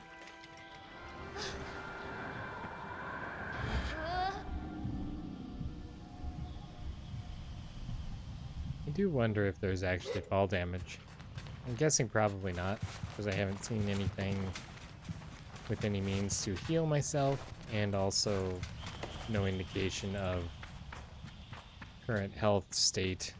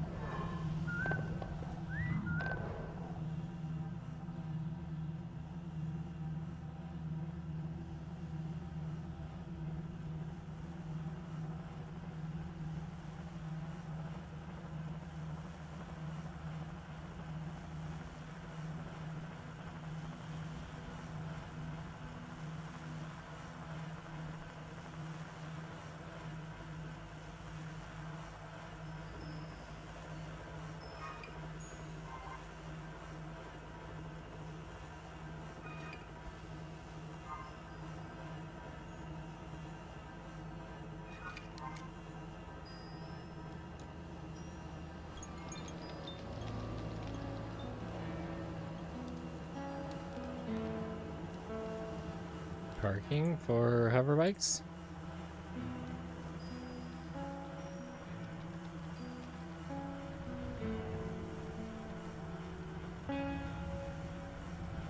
Oh, this is maybe where they'll go when you teleport. Nice parking job. Narrow stalk fig, undoubtedly. My favorite fruit. The first thing I would ask for when we pass traveling merchants with the Ibex.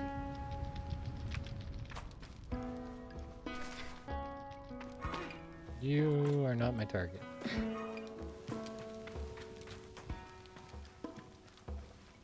You are my target. The machinist looks me over.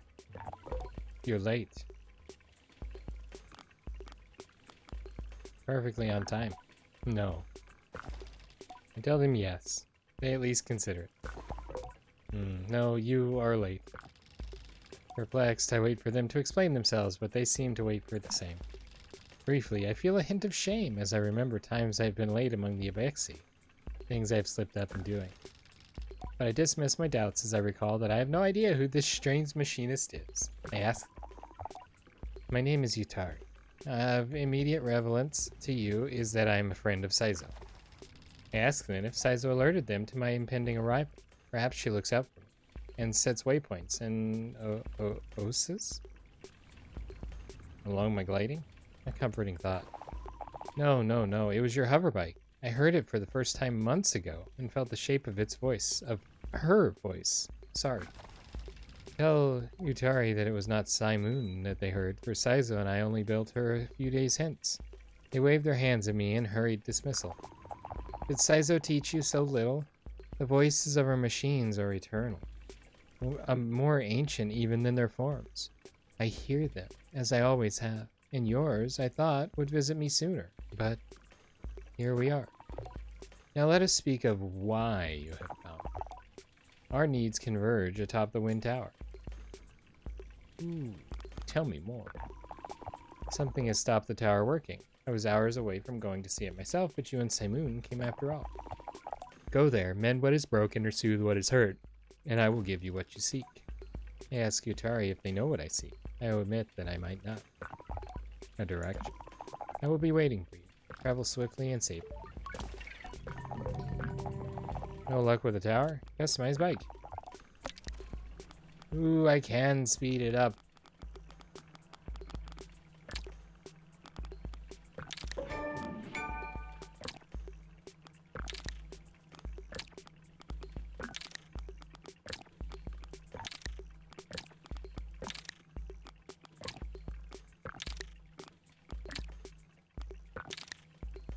I'm not sure what's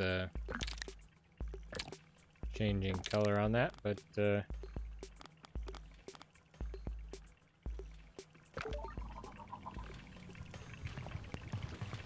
I'm glad it matches the Ibexi colors.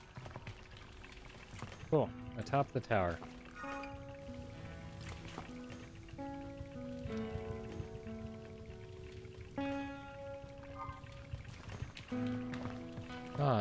I'm not entirely sure where that's at.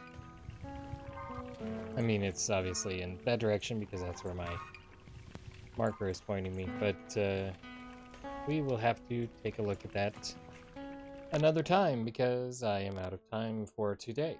So, for those of you watching after the stream, I do want to remind you that we stream these videos live at twitch.tv/unexpectedlyrandom. We are here Monday through Saturday at... Wow, this is... Oh, I guess I should click on it first. Yes.